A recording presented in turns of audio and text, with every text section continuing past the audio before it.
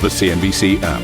Global market news in one place. Customizable sections and personalized alerts. Stocks tracking, interactive charts and market insights all in your hands. Stay connected. Stay informed. Download the CNBC app today. Oh, come on, you lot. It's Monday morning. Get with the programme. This programme, Squawk Box Europe, with myself, Steve Sergeant, Karen Cho, and Juliana Tattelbaum. Good morning, both of you. These are your headlines. US senators have ended the debate on President Trump's budget bill with a vote on the package due today. We're going to dig into the economic impact when we speak exclusively. Wow, look at that. We've got Raphael Bostic, 9 a.m. London time. European Council President Antonio Costa tells CNBC the US defence spending dispute is resolved, with Europe boosting arms purchases under the new NATO deal, ultimately easing trade tensions as well. We cannot separate these two negotiations. About defense, it was the most important issue for the United States and it is already solved, and the trade because both are interlinked.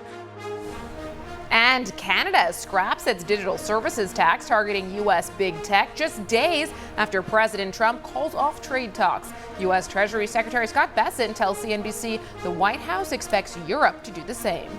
Several countries within the European Union have digital service taxes. None of them have done those retroactively, and we're in active discussions with them to take those down.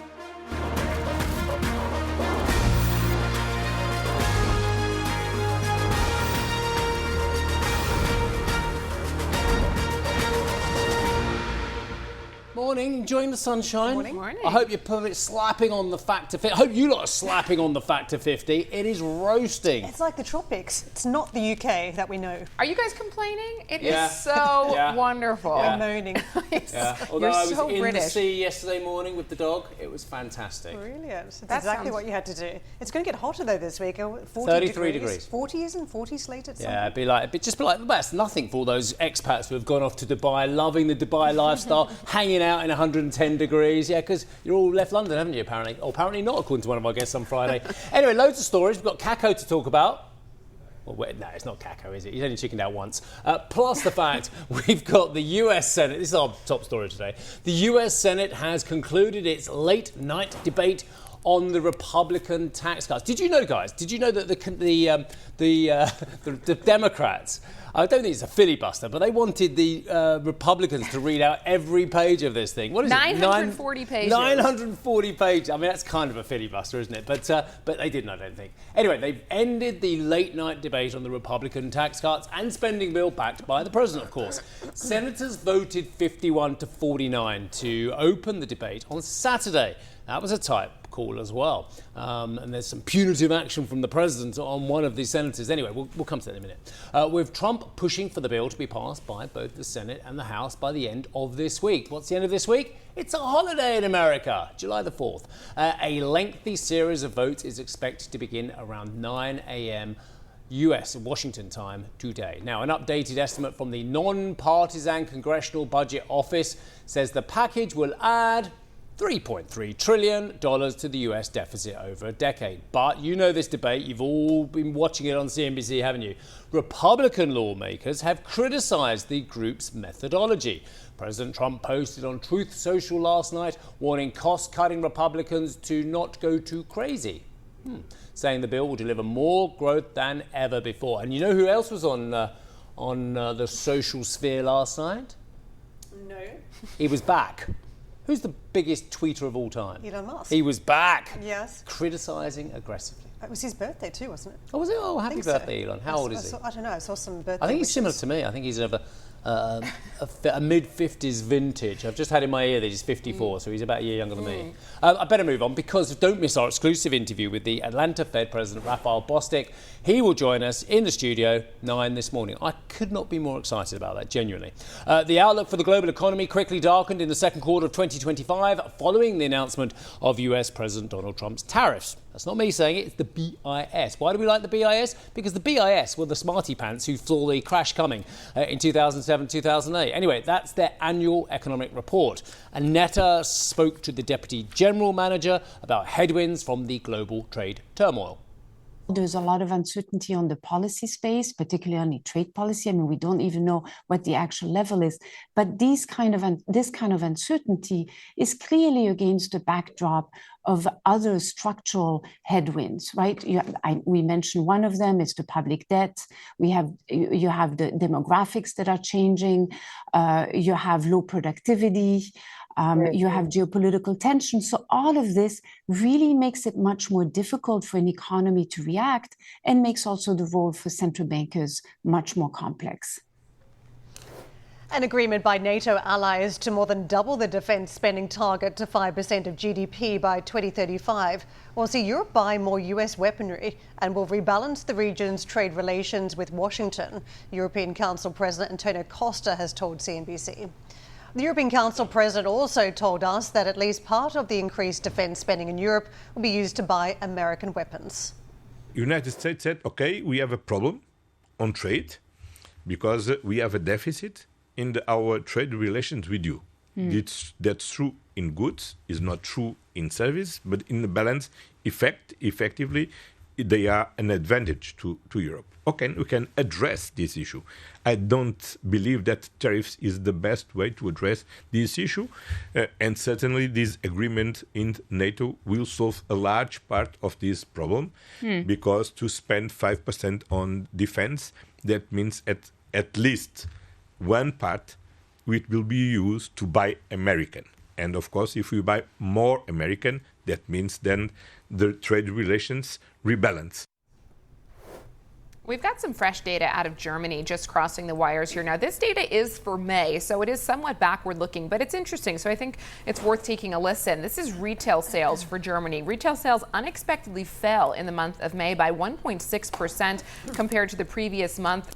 Economists had been expecting a 0.5% increase, so a major disappointment. On a year-on-year basis, sales were up 1.6%. That was also well below forecasts of a 3.3% annual rise. In terms of prices, import prices down 1.1% year on year. The expectation was for a 0.8% contraction. So import prices coming down more than expected and overall sales much weaker than expected for the month of May. Well, thankfully, our next guest knows a little bit about the German economy. He says that defense spending will drive a surge in Germany's debt and argues that debt-financed military spending is a misguided and generationally unfair approach. Let's learn a little bit more about this view from Moritz Kramer, chief economist at LBBW. Moritz, always great to have you. Good morning. Nice to see you here in London this morning. So you were a major advocate of Germany reforming the debt brake, but it sounds like you've already become pretty disenchanted with Merz's government.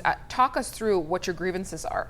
No, I think you describe it well. I have been arguing for opening the debt brake for some time, but really for productive investment, right, where you actually generate growth potential, and therefore you have more economic dynamism, you have more tax revenue, or from that you can actually service the debt.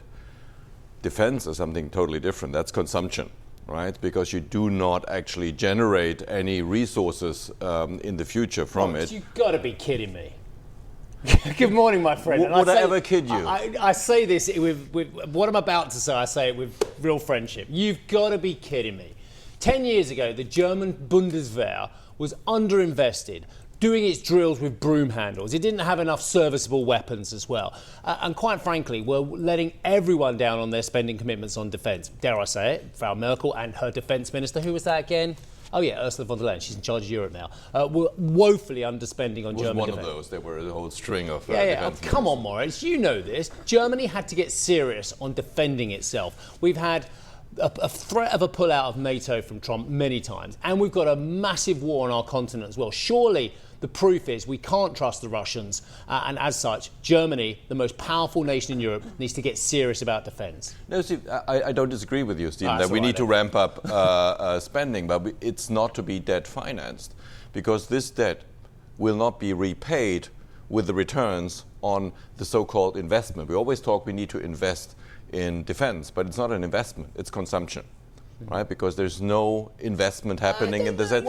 There is actually... The makers of those gears for those Leopard tanks in whatever factory it's going to be, and the ones who want to take on extra redundant factories from Volkswagen, they would say that's investment. They would say that would create consumption. They would say that's Keynesian, actually. Well, the budget law very clearly says any military spending is not investment.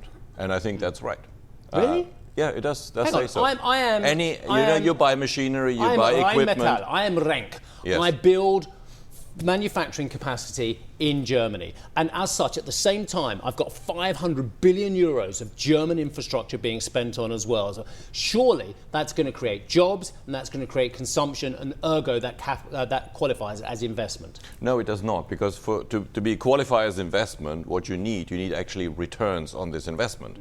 This is like buying a zero coupon bond, right? Where you don't have any, 100 or 1,000 year zero coupon bond. You don't get any returns from it. Yeah. So, and you cannot generate the resources to actually service the debt later on. So what's better for the country, buying Lockheed Martin airplanes or buying airplanes on Eurofighter?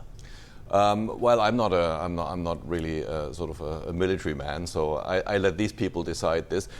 As an economist, I say this should not be debt financed. This should be financed out of general revenue. I don't argue that we need to ramp up defense spending. I think that's pretty uncontroversial. But the question is, how do we actually pay for it? And who pays for it? Are we paying for it, like my generation, which was, having a good time on consuming the peace dividend? Or are my kids going to pay for it, who have nothing to do with it and who are not responsible, kids actually? Don't want to have to learn Russian as their second language after German, though. Well, I think they will stick to English for the time being. Let me come to the economic side, though, because we know that the ECB is mindful this big fiscal package is coming and that there will be implications for monetary policy. So as you talk about who pays for it and the lack of dividends, to put it that way, the economists elsewhere in the Monetary Policy Committee, Governing Council, are looking at the implications it will have on driving economic growth forward. So surely there is some sort of dividend coming for Germany economically. Yes, there is. And I would fully agree and expect that growth will start to pick up next year. I mean, for this year, probably we're not going to see very much, because it's not only that there was a lack of money, it's also too complex mechanisms and procedures in actually procurement in Germany. So this needs to be reformed as well. But next year, yes, I agree. But it's the same thing if you say you would do deficit spending to increase social transfers. That would also create growth, but it's not an investment. Will it pay for itself down the track, though? Will this just be dead money that is thrown into a stockpile of weapons, or will it actually deliver something economically for the long term? Well, you, of course, have the hopes that some technological progress will come out of it, because we do not actually... When we think about war, we think about like 20th century tanks facing each other. That's not how the war is fought these days. So I think Germany should be well positioned to actually be at the forefront of some of technological progress, because you have a strong engineering culture. Yes, there might be technological progress, and there may be sort of productivity growth going forward coming out of this as a derivative. But this may also be true for any other production, right? So still, I don't have any qualms with spending on defense. I just think it should be spent by those people that let the whole stockpile run down so much, and that's my generation and not my kids. What do you think of this idea that Europe is going to continue relying on the U.S. When it comes to its defense equipment, defense procurement? This whole, the last few months has raised questions around whether Europe should be reducing its dependence on the U.S. And now it sounds like they're just going to continue its reliance on the U.S. Well, what are the options, right? I mean, we just don't have this defense industry. Now, Germany alone, we're now talking about hundreds of billions over the next decade or so. The largest defense company in Germany is Rheinmetall. They had turnover of 10 billion last year. So we just don't have the capacity. We will build it up, I agree. And there may be what you described, that some of the car manufacturing facilities which are sort of underwhelmed because they don't have really full capacity, that they can be reconfigured. But we just don't have the capacity, and everyone else is doing the same thing, like 5% of GDP. That is massive. We don't have the producers, so we have to continue to buy from abroad and mostly America. It's interesting that you bring up cars, because German cars clearly still in the firing line as we talk about trade negotiations. There's some hope that, look, the developments at NATO last week can be pushed together with some sort of trade discussion and that we make progress with the Americans. What's necessary in your view at this stage around getting a trade deal? What would be a good trade deal for Europe?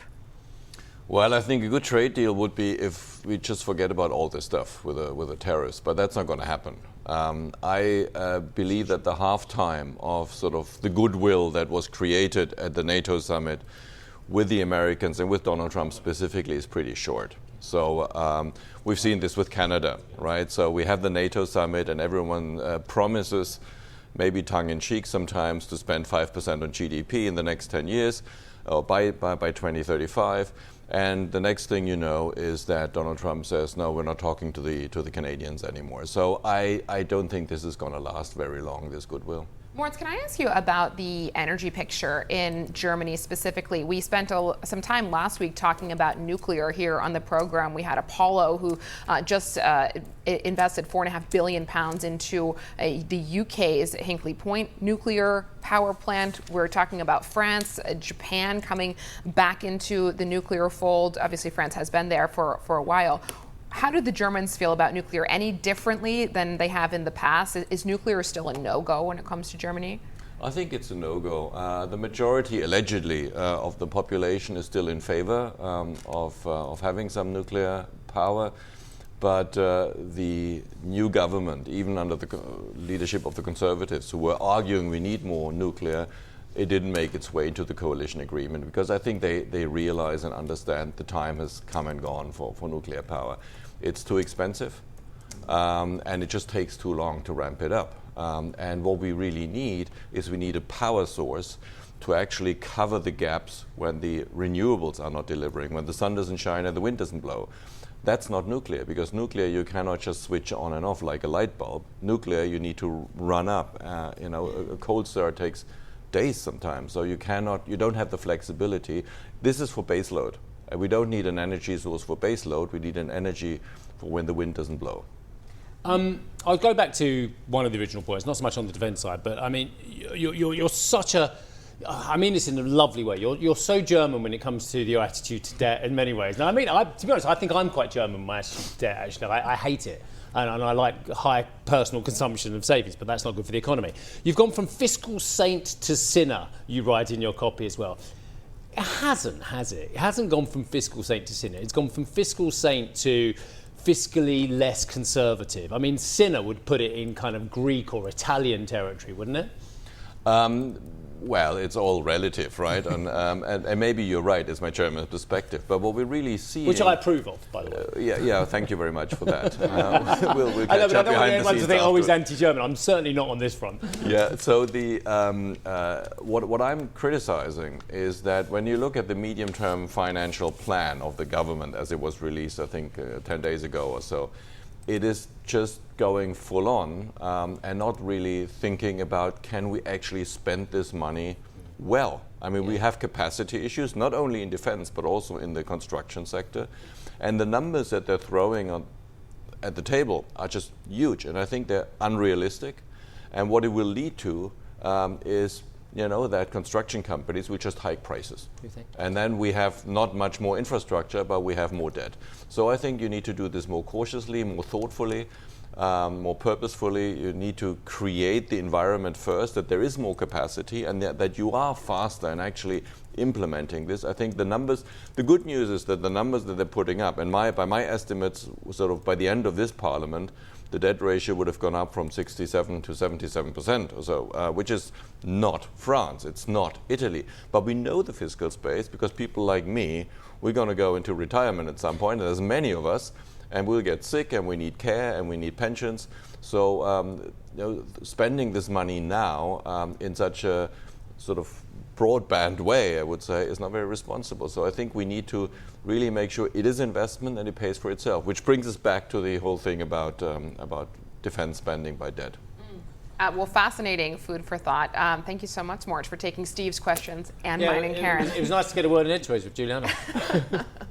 Well, hopefully Steve will get a chance to speak a little bit more later on the show. Moritz Kramer, thank you so much for joining us, Chief Economist at LBBW. We'll hear from some of the biggest voices in international politics and economics throughout the morning, with Spanish Economy Minister Carlos Cuerpo joining at 7:45 London time to discuss his decision to run for Eurogroup president. Coming up on the show, also talking Canada, the country U-turning on its planned digital services tax after tariff pressure from President Trump. Plus, Trump claims to have found a buyer for TikTok after repeatedly extending deadlines. And don't miss our exclusive interview with Atlanta Fed President Raphael Bostic. He'll join us in studio at 9 this morning.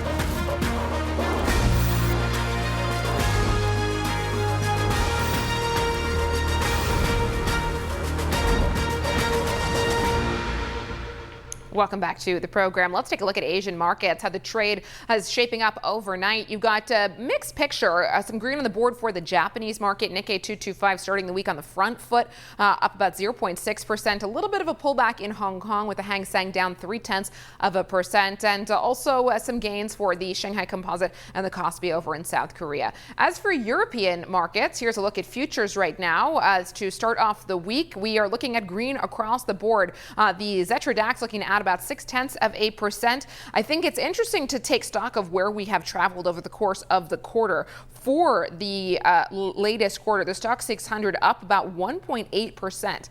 That compares to 17% gain for the tech-heavy NASDAQ. So European equities have been underperforming their U.S. counterparts in the most recent trade, and that includes the latest trade last week when the NASDAQ gained about 4.25%. The Stock 600 just 1.3% higher for the week. So on that note, let's look at U.S. futures and see where we are poised to open from Wall Street's perspective. Looking at more gains for the U.S. market, the Dow Jones looking to add about 300 points this morning at this early hour. The NASDAQ and the S&P also looking to gain further ground.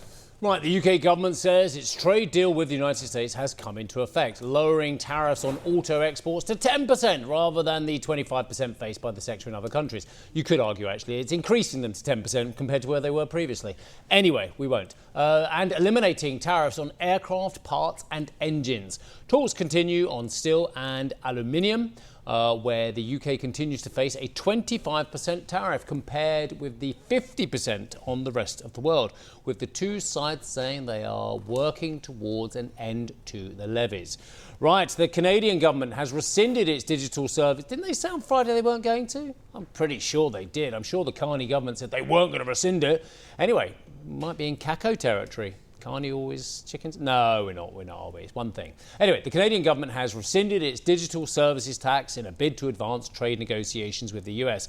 Canada's finance ministry and Prime Minister, Mr. Carney, and Donald Trump have agreed to resume talks, looking to reach a deal by July 21st. The U-turn comes after Trump said he would end talks with Canada because of the levy, writing on Truth Social that the US would set a new tariff rate for the country within 7 days.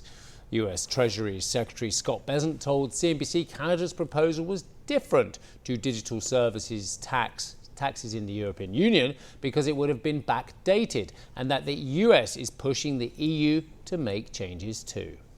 The European Union does not have a digital service tax. Several countries within the European Union have digital service taxes. None of them have done those retroactively, and we're in active discussions with them to take those down. Because again, who has the great internet companies of the world? It's the United States of America. So it singles out our great American companies.